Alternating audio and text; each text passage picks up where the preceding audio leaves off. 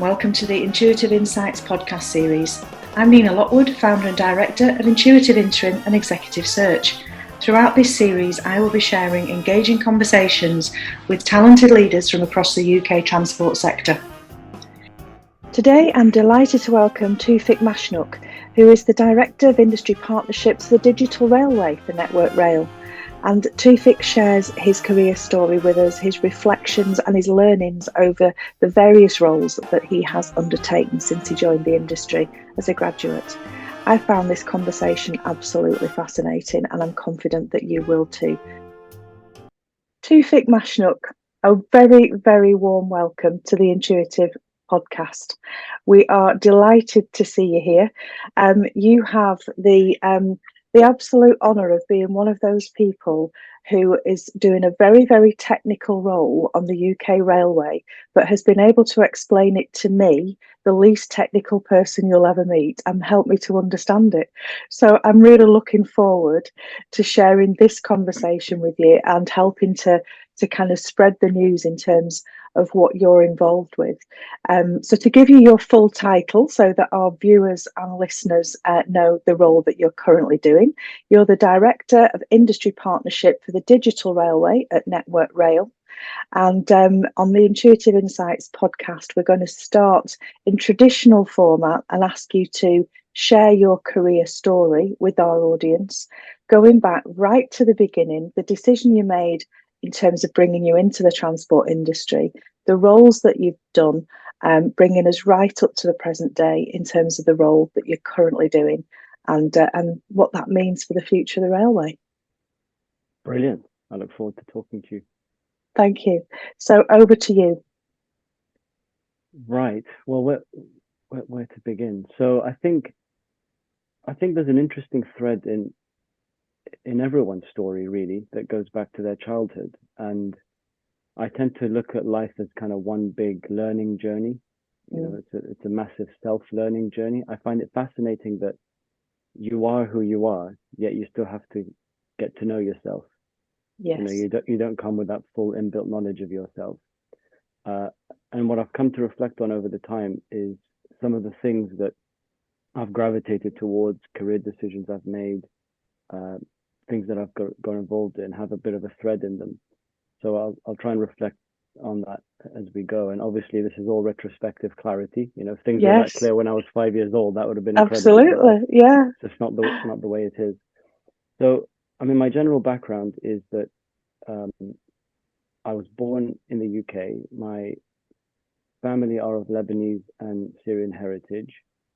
My parents are designers. So I grew up in an environment where there's lots of kind of creative, artistic and design thinking. As a child, I was utterly curious. I had the tendency to get obsessed in things. Really loved to build stuff, which started to make sense later. I had a very irritating habit of asking why a lot, as lots of children do. But I think I did that, you know, to a level of upsetting teachers. I also struggled with dyslexia as a child, and the education system, when I look back at it, really didn't work for me. You know, I really struggled to connect the dots with what I was learning and the real world. Right. And this becomes very important for me later as I enter the real world of understanding, really getting motivated by the connection between why we're doing something, its fundamentality, and how it manifests in the real world. So having two young children now and seeing them go through the early years of education, I have a real interest and passion in the role of education in creating people who have a love of learning. Yes.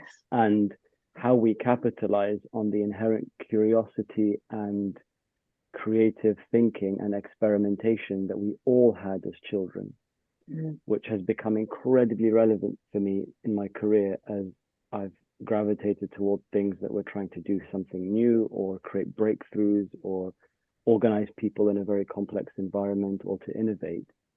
And there's an inherent challenge in that the nature of growing up is building experience. uh, and the child mind is uh, has all the underlying capacity of an adult mind, except it's just it's not hinged by experience yet, Yes. and And not therefore the limited by that experience either.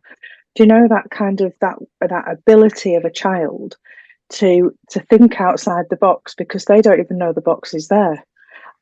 As we get older, those parameters are put into place sometimes by the education system that kind of, yeah, we have to think in this very linear way, and we lose that, or whether we lose the inherent curiosity or whether we just bury it a little bit or a lot. But that childlike curiosity is so fundamental, isn't it, in terms of the creative side of what we do? absolutely, and it's got two angles to it, which underpin all kind of the understanding of entrepreneurship and innovation. Is that there's this kind of creative side, which is about seeing new possibilities. Can you see the world in a way different to how it is today? Because if we never see the world different to how it is today, nothing new will emerge. No. If we judge everything that we do by what we did before, nothing new by definition could emerge. But the other one, which is incredibly important, is experimentation. It's the Mm. ability to move towards that, right? There's uncertainty there. If it's new, it's fundamentally uncertain because it's new, right? Yeah. It hasn't been created yet, or Mm. it doesn't exist in these conditions potentially. So you need to be willing to walk into that uncertainty. And as children, we exhibit both those characteristics. And one of the threads that I'm drawing on here is that it becomes very important in my career, but also it's a really important element of leadership to um, figure out how you balance the importance of experience. We can't live our life by waking up every day and reinventing our understanding of the world. It just wouldn't No. work. You'd never get dressed. You'd never figure out which way you need to go. And Mm. uh, but how you then create environments for teams and people where you can really expand on their view of what's possible and Mm. create an environment where people feel safe in the right place to head towards uncertainty is an incredibly powerful thing. And I think it's something Absolutely. we can all reflect on about what are those moments in our lives where we feel really creative, Mm. and what are the conditions. So the question I was, what are the conditions that I or you would need to be in to feel like you can really experiment with something. Mm. Try it, get feedback from the world, try again, get feedback from the world, which is how Yeah. everything is created. Yeah. So that's kind of one of the big things I take from reflecting on childhood, the education system, the importance of the love of learning, the challenge of Mm. learning, especially if you have something like dyslexia in a very rigid education system that doesn't Mm. cater for that easily.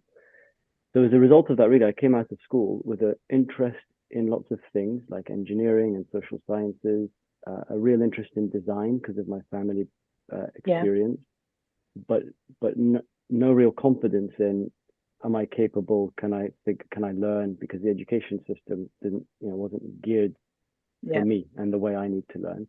Yeah. When I went to university and did design engineering, uh, partly because I really enjoyed physics and math and design, Mm. partly because it's a practical choice. I would have loved to do something like philosophy and economics maybe, but it's a bit Right. of uh, it can feel like, well, what do I do find it incredible that people study those things and actually you can go into any field in business. But from my Indeed. Yeah. perspective, I felt like having a technical degree was the way to go. What I reflect on briefly on university now, whether it's university, uh, it's not necessary that people go to university. But one thing I would reflect on in terms of university is that it is well and truly one of the most incredible domains in society.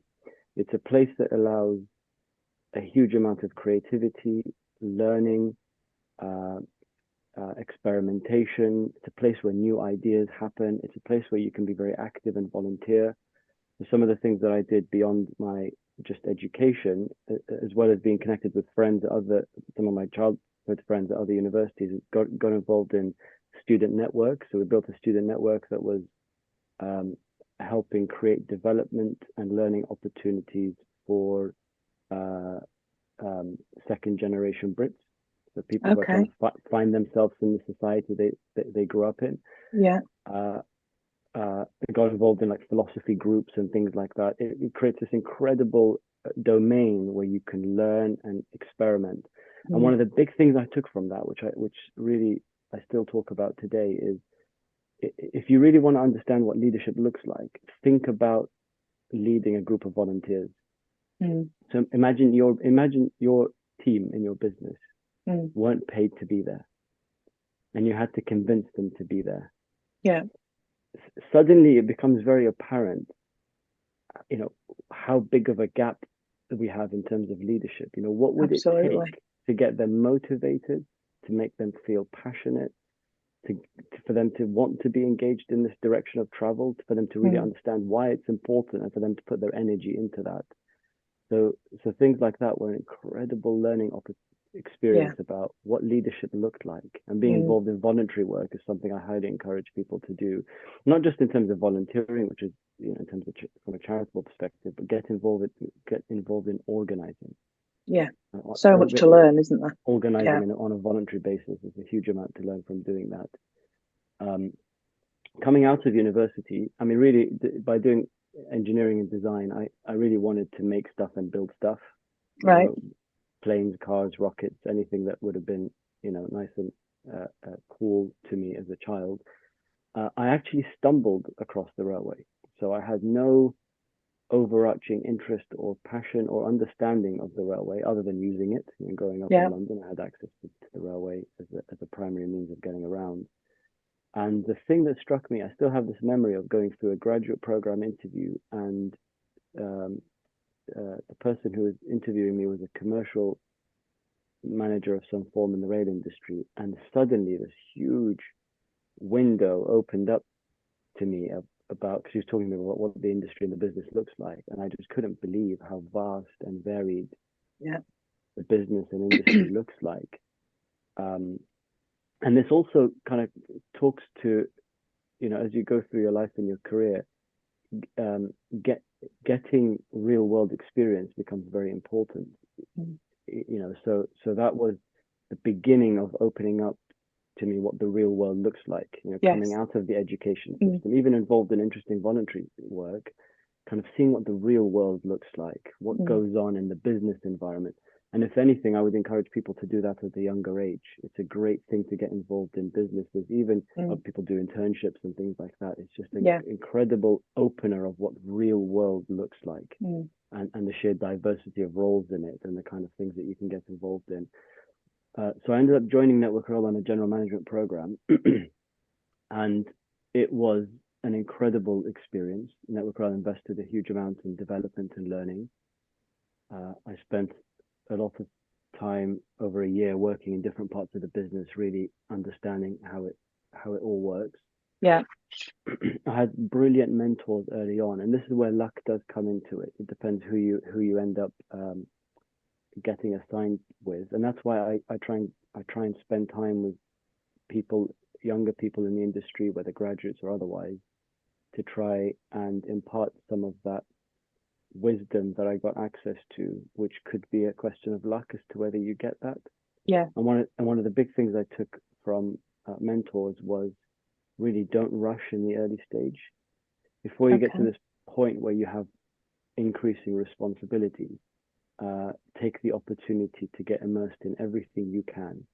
So what I ended up doing several years of my early career is spending a lot of time in the front line and gaining as much exposure and experience possible into kind of frontline business operations, Uh-huh.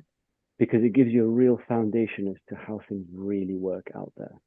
If you went out onto the network with staff who day and night make the machine work, Mm. which ultimately, despite all the physical assets and the engineering of it all, is a human enterprise. Mm. If there weren't people, Mm. none of this would happen. Right? Exactly. It's Yeah. ultimately a human enterprise. Yeah. Understanding the realities of what it takes to plan and deliver work, the uncertainties that emerge, the risks of that, the mistakes, the mishaps, um, how people behave, how they respond, is just incredibly important. So I cannot Mm. stress enough, and I talk to people about this in mentorship, leadership is the importance of spending that time in the foundations of any business, really. Yeah, yeah. To get I it. think we've over probably in the last 3 years actually, since we were in the lockdown, in the pandemic situation, I became more aware that these what are they called now? They're called time delay videos, where people take a video of a piece of work that's happening and then it's all speeded up. And there's a few people. There was engineer Steve from Network Rail, but also Nick Millington's been brilliant at this as well, and showing us videos of what is happening when there is, a bridge being built, or there's track being laid, or there's something happening with the infrastructure. And I think we can watch the videos of that and we can get a sense of what's happening and how complex it is and how many people are involved. Um, but actually being there outside in the elements, being part of and seeing it all happening, I imagine is such an education, because you've been in it and you've felt it, rather than watching it has been really interesting for me. But I'm not standing there with my hard hat and my high vis out in the pouring rain or the freezing cold. And so I think that is so important, that kind of, as you say, experiencing the foundations of what people are doing day in and day out to keep the railway running. Absolutely. And I think there are two angles to that. One is seeing it, seeing it and feeling it. So that's something that anyone can access, which is kind of a communication and education process, give people access to that. There's another element which was very important for me, and I would stress this from a kind of career and development perspective to anyone, is it's taking responsibility. It's being involved in something where you have responsibility for it, and it's real. It's real. It's not theoretical. It's practical. It's a practitioner's responsibility, whether it's work planning, whether it's being responsible for site safety, whether it's accessing the railway and having to really understand the safety provisions you've just put in place, that a bunch of people with you are now under your responsibility. And if you get that wrong, there could be serious consequences. And I think generally taking responsibility like that is a really important part of, I want to say, growing up. I don't mean growing up in as though one is immature, but just it's that gaining that developing depth of knowledge. Yeah, it's that it is growth. It's personal growth, isn't it, at the end of the day?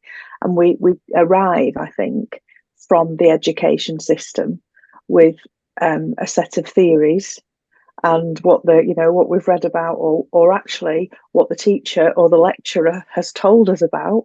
And they've never worked in that role before, so they've told us the theory as well, but actually bringing it into practical application day in and day out, whilst maintaining that curiosity that you talked about earlier, in an industry which I absolutely love and I am 100% passionate about, as everybody who knows me would tell you. We are still an industry that relies very much on, well, we've always done it like this, so that's how we continue to do it. It's a huge amount of innovation happening, and I'm absolutely acknowledging that. But we've also got pockets where, we've always done it like that, so we'll carry on doing it in the same way. So that having a fresh perspective, new set of eyes, knowing the theory, never done the practical before, but why we're doing it like that. And what's interesting, so one thing I tell people, and I still, I have strong memories of this, is that it's very important to really immerse yourself in how the business works. But one thing that's really important as well is to respect that experience.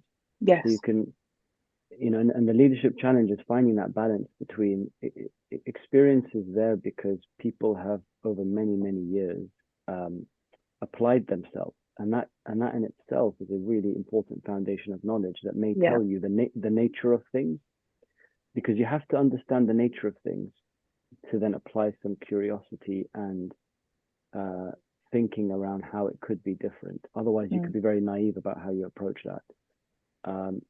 So approaching that with respect is also very important. Yes. So one of the things I remember early in my career is I was very much attracted to people with a lot of experience in our industry. And the way I describe it to people is it's kind of a blessing of life that we have this continuity amongst the generations. If you had to come onto planet Earth today on your own, and rediscover everything that humans have discovered. You couldn't. You couldn't, No, right? no. It's by virtue of the fact that we come into this world and there are all these people around us, and society at large carries the knowledge and wisdom of many generations of human beings. Yeah.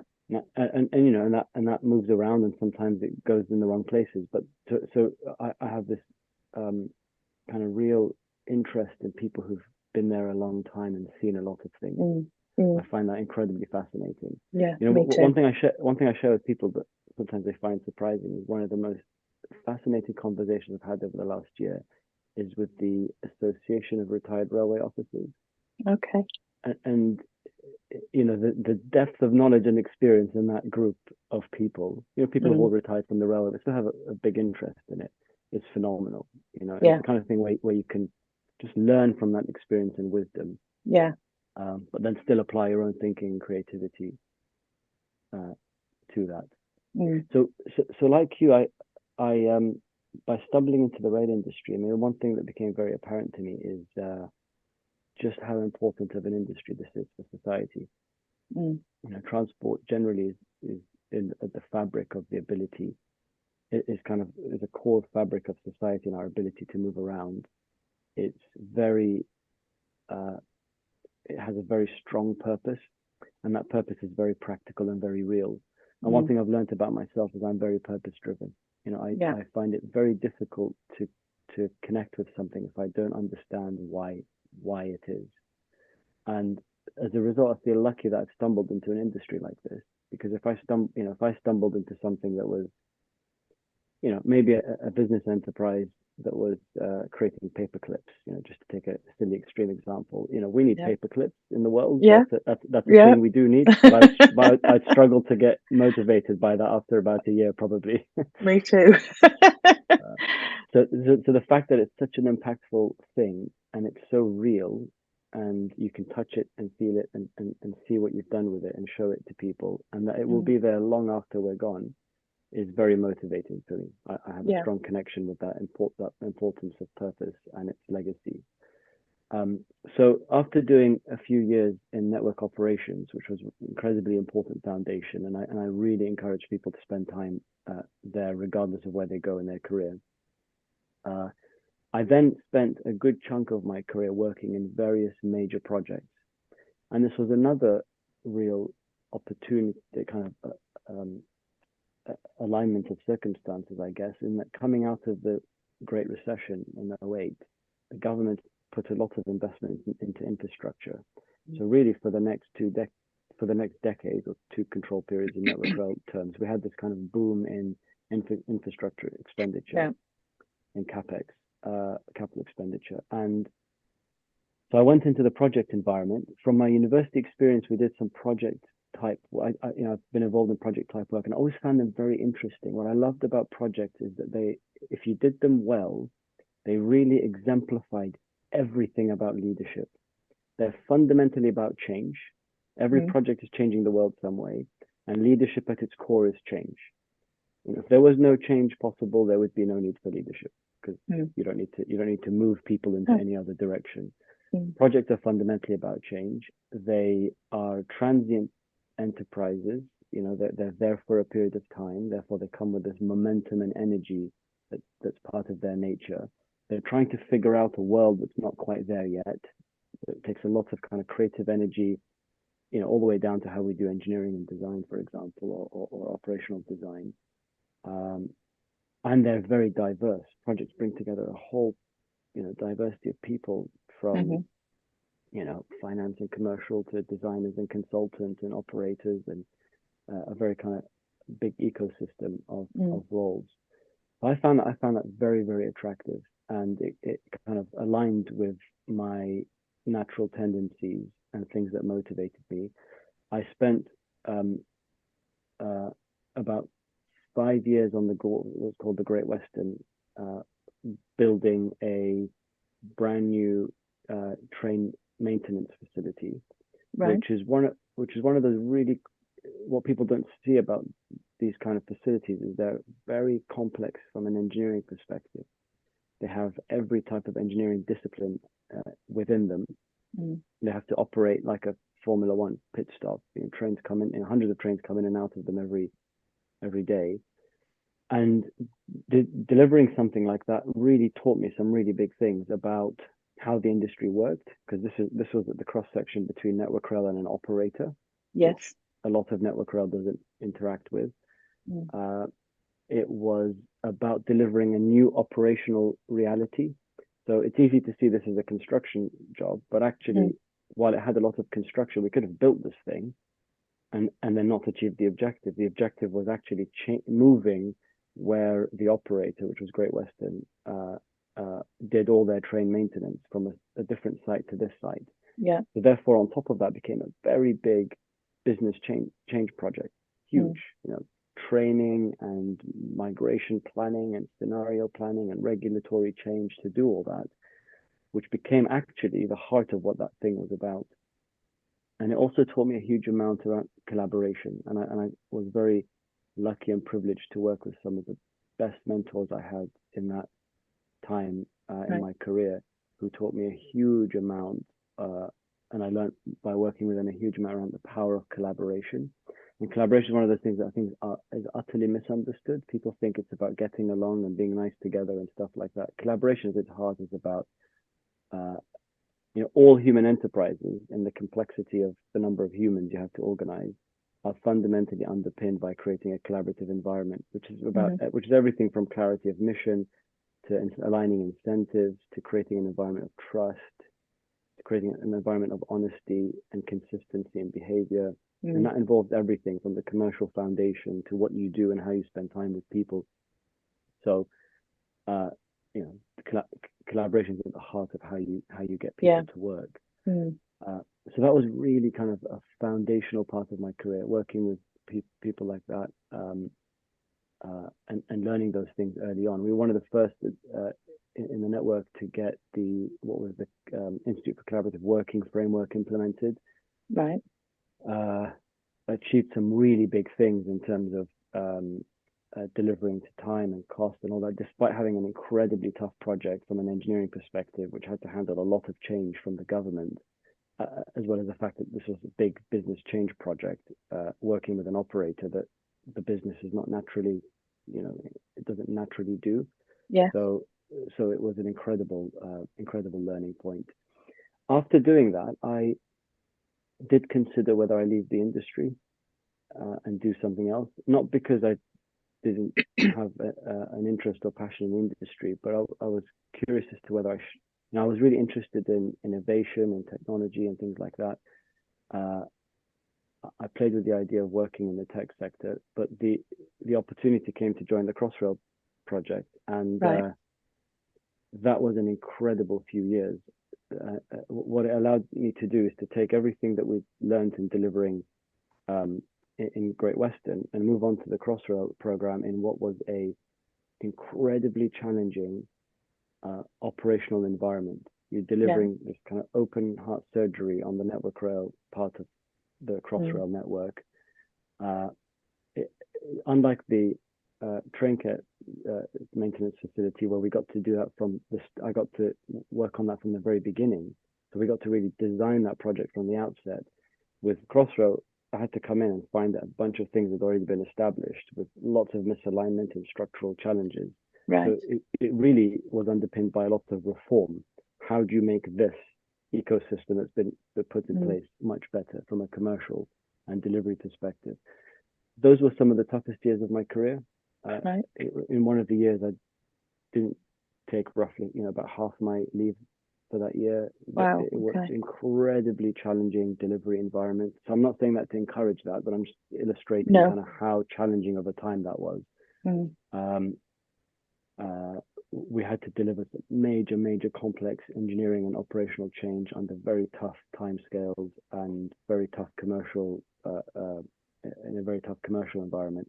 And trying to change that as we were delivering that was very, very challenging. Yeah. But the thing that I saw in that experience was the ability to see an environment that's been established by others, and to be able to see in that huge opportunity for how things can be different. And then to realize that if you can make that clear for people and bring people onto that journey by being clear about where we're going. I mean, even for something like Crossrail, you'd think it's obvious what we're trying to do, but it isn't. In the day to day of a challenging environment, people are consumed in problems, they're consumed in conflict, and they almost forget the purpose of what we're here for. Yeah. So in just getting the purpose clear and obsessively working on that with people, Yeah. And then working hard on the environment, looking at how you improve the commercial structures, how people came together, how you generated clarity together. It was hugely powerful to see how people responded to that. Yeah. So the And big thing it's so interesting that the way that you've explained this in terms of the difference of having a blank piece of paper with the train car maintenance program to then going into Crossrail where it wasn't a blank piece of paper, and I would imagine it was quite a messy, full piece of paper, to then kind of, right, where do we start? And I think there would be a natural assumption that, well, we all know what we're here for. But that's a really dangerous assumption, isn't it, in terms of what the actual purpose is? Because if we don't keep reminding ourselves and each other, we can all go off on our own little path, can't we, about what the purpose is? And each day there's a different set of objectives, but ultimately, what's the main purpose? What's the big picture? It's kind of making me think about that, whether it was an actual quote or whether it's a myth that's built over time about Kennedy going to the Space Center and saying to the janitor about, oh, kind of, what's your role? I'm here to put a man on the moon. It's kind of, well, yeah, everybody, that's the big purpose. And there can just be an assumption, can't there, that we all know what we're here for. But actually, unless we're reminding each other on a regular basis and having that clarity of vision from the leadership team, it can get lost. I find that really interesting. Absolutely. I mean, I'll tell you, my experience is that people generally in a complex enterprise are not aligned on the purpose. And you could probably solve half the problems that people are contending with by just aligning people on where we're trying to go. Yeah. And that might sound simplistic. It really isn't. It's not about just convening everyone one time and saying, right, this is where we're going, off you go. It's actually something you have to keep working on and keep talking about. I mean, one thing we did in the office, we started putting posters up that tried to inspire people about what we were here to achieve. It came down to constantly talking about it and reminding it. At these big meetings that had to integrate a lot of work, we'd always start with saying, right, here's what we're trying to achieve at the back end of this. Yeah. And suddenly it's like having a bunch of magnets aligned. I mean, the way I think about it is, because of my interest in physics and science, is something, the second law of thermodynamics called entropy. It's the idea that the world naturally tends to disorder and chaos. And the reason why that's the case is because there are more possibilities. So if you think of how things are today, there are millions of possibilities in terms of how they could be, right? Yeah.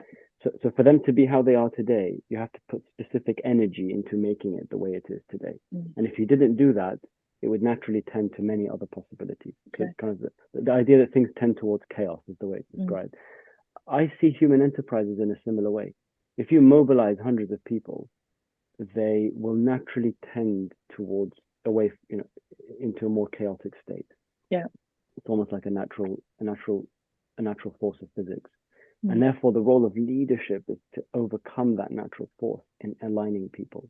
Yeah. And a huge part of that is clarity of purpose, mission, vision, where we're going. And it's not a single event. It's an ongoing story. It's an ongoing conversation. Yeah. To do that, you also have to create experiences for people to know that and to feel what that looks like. You have to consciously look at what you do next and how that solidifies people's understanding of that story and what that means. And then you've got to work a huge amount on the environment, how you make the environment work for people, the collaboration, the commercial environment. So any environment that has commercial structures, you've got to make those commercial structures work. You're fooling yourself if you think you can have adversarial commercial structures and then just wish for people to collaborate. It doesn't work like that. That's not going to happen. No. And it's not perfect. These all have trade-offs. There's no perfect scenario, but it's just where you put the energy to create the environment for people to succeed. And then you've got to work with people. Kind of the third dimension is to work with people, believing in people, working with people, having done those two things. And what Crossrail showed me is in very difficult, incredibly tough circumstances, you can reform environments where, everyone from a signal tester, who are highly experienced, highly skilled technical people, to a commercial person, you can get everyone uh, aligned and energized by what we are doing, by creating that clarity, by changing how the environment works, by working with them, respecting them, spending time with them, um, that they could all, and also humanizing the environment. One of the big things Yeah. that I strongly believe in leadership that I've learned and experimented with over my career is, uh, I jokingly talk about it as keeping it real, and I don't mean it in the hip hop sense. I mean it in the sense of, we're here to do real things. Yeah. These real things matter. So we can turn up every day with a bunch of masks on and role play, Mm. or Yes. we Yeah. or we can really understand what we're trying to do and create a very human environment that is working together to try and get there. So Crossrail was an incredibly important experience of doing that. And as a result, we delivered some incredibly challenging stuff, some of the biggest, most complex operational engineering we've ever done, reformed the way we do signaling in the UK, signaling delivery, which is one of the more complex train control systems delivery, changed relationship with suppliers.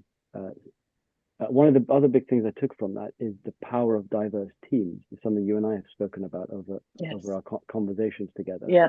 And the thing that I always go back to that I think people miss is that when you create diverse teams, you create tension. And we lose that bit sometimes. We talk about creating diverse teams as a good thing. The thing I experienced in that phase of my career is I worked hard to create diverse teams and saw the tension it creates. And it taught me firsthand that the way you create diverse teams and get the most out of them is by working on how you create a safe environment where the tensions become not challenging people's identities or people's on a personal level. They become how you create positive tension where people are challenging each other and expanding the realm of possibility by working on something together. That takes a lot of hard work. Absolutely. And you never get it right. That it brings me back to something that you said earlier, and in terms of creating an environment where, when we were talking about the being prepared to experiment and to do things differently, and you kind of asked a question about what would it take for you to feel safe in order to experiment. And that's exactly what we're talking about here, isn't it? Is being able to be part of a team where each individual within that team feels that their ideas, their input, their contribution is as valuable as everyone else in the room and as relevant to the discussion, because there's no such thing as a daft question or a daft idea. It's kind of, let's all put in, and by us all putting in, the good stuff will come out, and that will be an amalgam of all of our ideas and contributions. But that psychological safety, for me to feel that I can come to that meeting with, I don't know, a different level of technical knowledge, for example, or a different type of experience, but still feel safe to share, is so critical. But like you say, it's an ongoing process, isn't it? Creating that environment is an ongoing process. And there are two dimensions to it. I mean, there's a human dimension. The diversity brings different personalities into the mix, which are really important in expanding the skill set of a team. But the other one, in terms of the creative process it creates, in just problem solving, is it expands the realm of what's possible. So if you think, I mean, there's a beauty, you and I have discussed this, but I'll mention it here, is this wonderful experiment that is done by Tom Wujak about how do you make toast. Yes. If people want to look at, if you Google how to make toast, Tom Wujak, you'll see a talk on it. And so something as mundane as that, people have hundreds of different perspectives on how that thing works. You look at it from the toaster or the human or the toast. You look at it from unpacking the toast. You look at it from buying the toast. You look at it from harvesting wheat. One person looks at it as from the Big Bang. So then if you're trying to problem solve and you bring together a broad set of perspectives, you expand the realm of possibility in terms of how you understand that problem and that thing. And it's an incredibly powerful illustration of that. And I've seen firsthand. So what I'm sharing here really is that experience on Crossrail has shown me in applying those things in very tough, adverse, structurally complex, painful, operationally challenging engineering environments that they work. Yes. They truly work, and they enable success. Success is not beating your head against just trying to achieve those objectives. It's working on the foundations of success in what is a human enterprise, Yes. made complex by virtue of it having hundreds of people and a commercial environment, which requires clarity of direction, which requires working on that environment, and then requires working on the people to do that. So I'll talk very briefly just about the kind of final, well, the recent chapter of my career. So coming out of that, once again, I thought about, where do I go from here? I really wanted to get involved in something to do with technology, and a big opportunity came up where there's a thing called digital railway. It's all about how we deliver the future of train control. It was something the industry has suffered with trying to do. It's incredibly complex. Yeah. As I've come to learn, it is the most complex thing we are trying to do because it touches every aspect of the rail industry, every rail vehicle, every operative, how you access the railway, the market that operates in this space. And I got involved in it around 2018, just at the point when the industry was pretty much falling to pieces. You had the Virgin franchise collapse, you had the Great Western overrun, you had the Crossrail overrun, the Carillion collapse, the May timetable problems, all that converging, and the Williams review coming out of all that. So it was a really tough time to say, we want to do something very complex that needs billions of pounds and needs to integrate a very fragmented industry that has shown it can't deliver a timetable change. Franchising systems is barely hanging together. Major projects can't deliver. It was a very tough environment to do that. And to kind of summarize that journey over the last few years, we have, by taking a very fundamental approach to this, from a first principles perspective, working outside of the norms of the industry. So just to say before, one of the conditions for me about taking that opportunity was that I had to be able to work outside of existing structures, because it was clear to me that to do this, the reason why we've suffered for so long is that it doesn't work in the existing structures of our industry. So we had to be able to pioneer and innovate and figure out how we need to do that, and then figure out how we make it work into the existing structures. And to summarize, really, is in the last few years, we've gone from this being a very challenging problem that no one could solve to now having a multi-billion-pound network portfolio that's fully funded, that has the support of the Treasury on the one hand and unions on the other. It's built around an industry partnership model, which isn't to sound fashionable. Some of these terms, partnership, collaboration, can be misunderstood. It's a partnership because it has to involve every entity that's affected by it. You have to create extraordinary systems and models that bring these people together in an open boundary environment, so that people are deployed from those various organizations into one enterprise. It's the only way to do it. So people are plugged into this program from various organizations working together as though it is an integrated industry. Yeah. We've had to focus heavily on what I call user design, which kind of goes back to my passion around design and my early exposure to that, and understanding that getting design and technical design right is a marriage of operations and engineering, which is about how you understand how something works with the engineering minds that help make that happen. And we operate in the rail industry with a big gap between those things. So one of the missions here was to bring that really, really close. So we've got supply engineers working with operators, people who drive trains, operate the railway, working with supply engineers to bridge that gap. We had to create new commercial models, very different ways of working with suppliers and across the complex industry commercial environment. And we've had to center this around delivery of change. It's very easy to misunderstand this as being just technical and technology, but actually at the heart of it is about changing how we operate the railway, underpinned by technology and a range of capabilities. This has been, for me, it's kind of solidified all the various experiences we've spoken about, and added to it a few things around the belief that no one else is coming. It's one of the things I share with my team. I have a sticker that says no one else is coming. We have this idea that the big problems are going to get solved by someone else. I love that. Yeah, And that if also the assumption that there's some room somewhere with more senior, smarter people who are really figuring all this out. right. And if when you get to a certain place and you spend time in those environments, you kind of look and you think, wow, there is no one really figuring this out. It's down it's It's down to down. us. It, Yes. and it's not only just that it's down to us, but it's also the fact that even if there was a few people trying to figure, if there was a few people trying to figure this out, who said their ideas are best? It's kind of this belief that if you can understand something uh, and realize it's important and organize people towards that, then you can do that. We're not victims of. We don't have to be just victims of the world that we find around us in the way it Yeah. is. So there's a real strong belief that no one else is coming. It is down to Mm, us.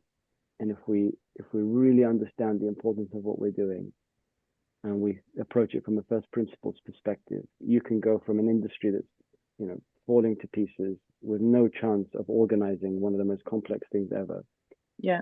to not just organizing it and mobilizing the industry around that, but for that to be the only fully funded investment that we have in the rail industry, and to bring together both the treasury and the unions around it. I mean, I'm Yeah. trying to summarize it just to paint the picture. There's clearly a lot Of of course, a there's a roller huge amount. there's a roller coaster between there and there and Yeah. there. The thing is, though, Toufic, I have to bring the audience's attention to this, that in the 40 odd episodes of this podcast and the hundreds of conversations that I have day in, day out with people in the industry, this is the first time anybody has ever cited an example of whether there is the full support of the Treasury and the trade unions and it's fully funded. So something's going right in terms of the work that you and your team are doing. And obviously the kind of the wider team, acknowledging that wider team and that partnership approach. The fact that you've got the support of the two most challenging stakeholder groups in the industry speaks volumes for the quality of work and the importance of the work that you guys are doing. Um, I've really thoroughly enjoyed that walk through your career to date. I love how you've positioned that for us in relation to it's not just a list of roles you've done, but it's your personal reflections on what you've taken from those roles. And I've been making notes as we've been going along because there's so many things that resonate with me personally about what you've learned, and also things that, whilst you're applying them in a multi-billion-pound program, they're equally relevant to me in a small Mm-hmm. business in the north of England working with a team of 8 people. So I thoroughly enjoyed that. I'm going to move you on to the bit where I get my magic wand out. And I say to you, we're going to take back to the beginning again. We'll take the limits off. Let's not kind of let's. Well, I'd like to do that, but we can't because if we had a magic wand and I could say to you, Toufic, I'm going to grant you 3 wishes for the 3 things that you would like to change about the UK transport industry that, in your view, would make the biggest difference, what would those 3 things be? As you were asking me that, I realized that what I was going to say relates very deeply to a lot of what we ended up talking about, and it kind of shows Okay. you. I guess it reflects the way I see things. The 3 things that I would reflect that I think we need now, uh, and I start from saying that I think a lot of this is in our power. Some of it is made difficult by virtue of where we are at the moment as an industry. But I always start from the position that, well, we can make that happen. To a large Okay. extent we can, but there will be limitations at some point. And the 3 things for me are: we need to reestablish the story of what we're about. That goes back to purpose a bit, and by Yeah. purpose I don't mean just making everyone's life better and things like that. That Some of those things are like tautological truths. They'll always be the case. But what I mean by Mm, story is, where are we going next? It cannot just be a presiding story.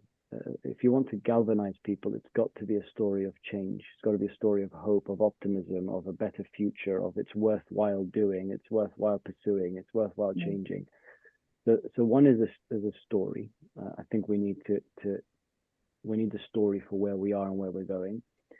The other two are reducing complexity. So one thing that I'm privileged but also incredibly challenged by is that what we're doing in the industry partnership with Digital Railway has given us a panoramic high definition view of every challenge and problem we face in our industry.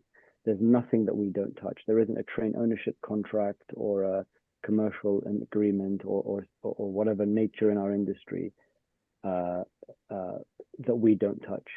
And what we've exposed in doing that is that we have a lot of misaligned incentives, and it's incredibly complex.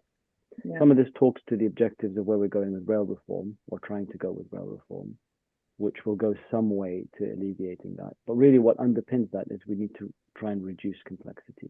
We'll never get that away. It'll never go away. It's an industry with hundreds of thousands of people that by nature is complex, and tens of organizations. That's fine. But we have a level of misalignment now that really takes the wind out of the sails of the industry big time. So we need to reduce that complexity to help create that better alignment. And the third one is about skills and people. We need to bridge the gap between the incredible wisdom and experience of our aging demographic with new talent. And that's crucial for the future of the industry. And it will diversify the industry and how we see things and think about things. So, you know, our broader skills approach is crucial to everything about our future. You know, that will underpin our future, really. So actually, when you look at those three, it talks right back to what I mentioned about my whole experience. You know, the story of where we're trying to go, getting the environment to work better, and then focusing on the fact that it's a human enterprise. It's not an enterprise of metal and plastic. It's about human beings. So I think those are the three big important things that we've got to get right. Brilliant. I think you're absolutely right. I really do, and certainly the third one is something that I spend a lot of time thinking about, talking about, in terms of how do we get that balance, because I completely agree with the point you made earlier that we have got a huge wealth of experience within this industry that we have a respect for. But with the greatest respect, those people are not going to be here forever. And nor should they be. You know, there's more to life after retirement.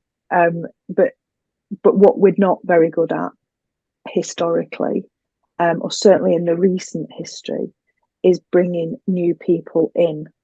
And there's a really worrying statistic in terms of the percentage of the workforce of the UK rail industry that is aged 25 years or younger is 3.8%.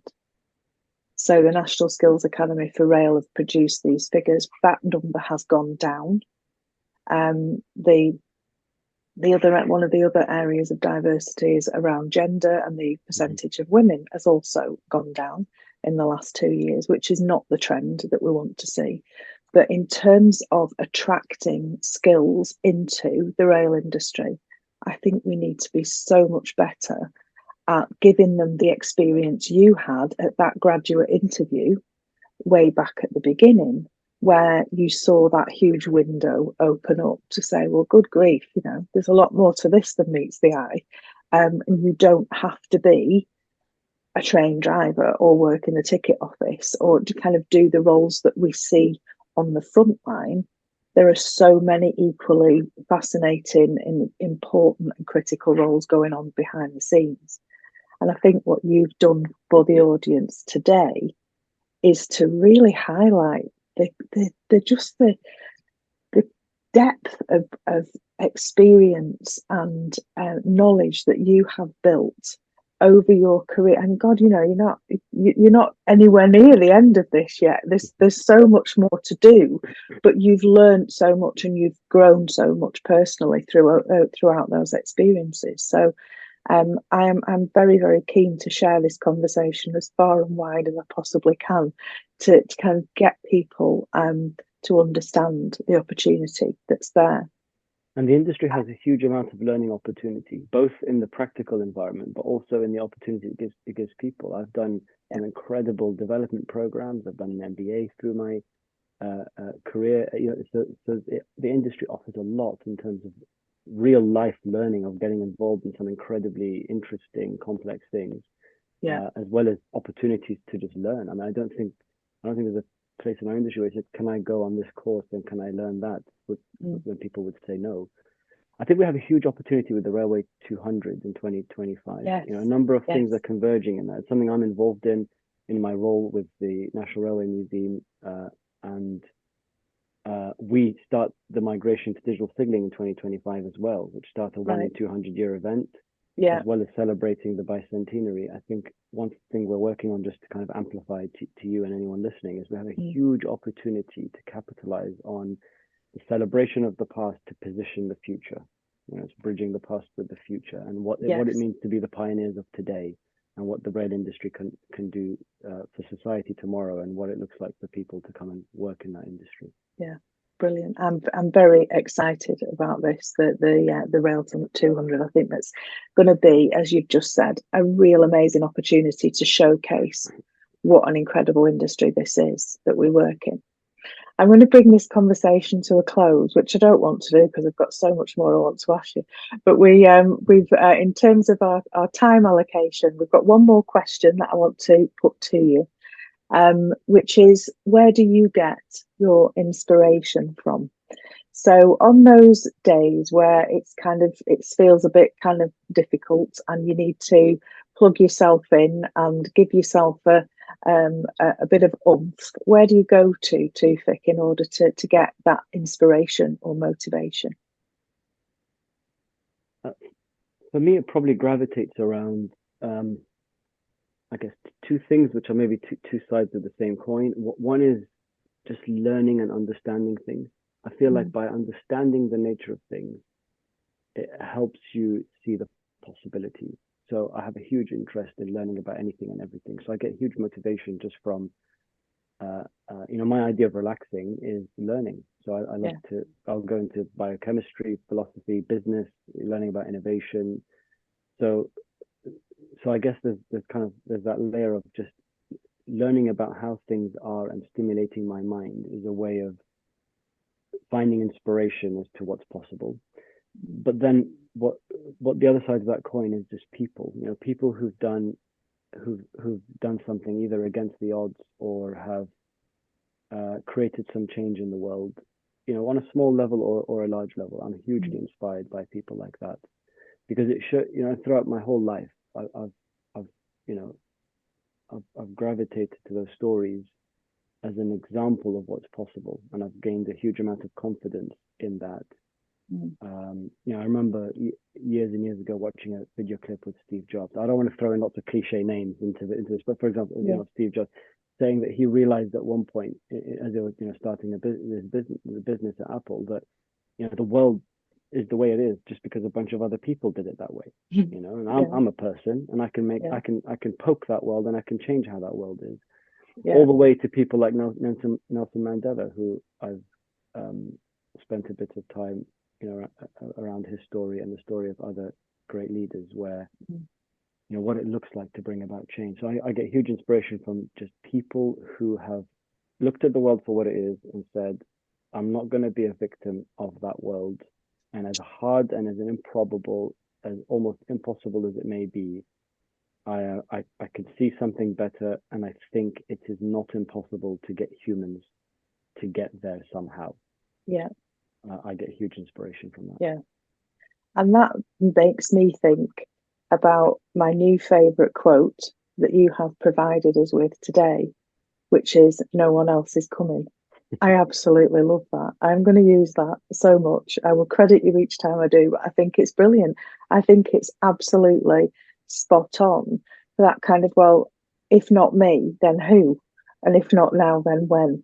Because as you've just said, the quote from Steve Jobs, somebody designed it that way. Somebody made it that way, and we're somebody too. So we can have that same level of impact. And as you said, when you shared your 3 wishes with us, it is all in our power. And sometimes it can feel that it isn't because it's too hard. And one of my expressions that I probably overuse is that it's in the hard box. So I just I'll just leave it there for a bit because it's in the hard box. Um, I could talk to you for hours. I thoroughly enjoy your company and I enjoy listening to the way that you think, because it helps me to think differently. And we are very different characters, and that's for me, that's the fascination. I learned so much from listening to you. I'm hugely grateful to you for spending the time with me today, talking me through the reflections on your career to date. It's been really interesting, and I know with confidence that our audience will find it interesting too. So a massive thank you from me, Toufic, for joining me today on the podcast. I have thoroughly enjoyed it. Thank you, Nina. I always enjoy our conversation. My huge thanks to Toufic for sharing his thoughts and his insights. I hope that you enjoyed and learned as much as I did throughout that conversation. Please do join us again. Keep your eye out for next releases of our podcast, Intuitive Insights, giving you an insight into the UK transport sector and how fantastic the careers can be.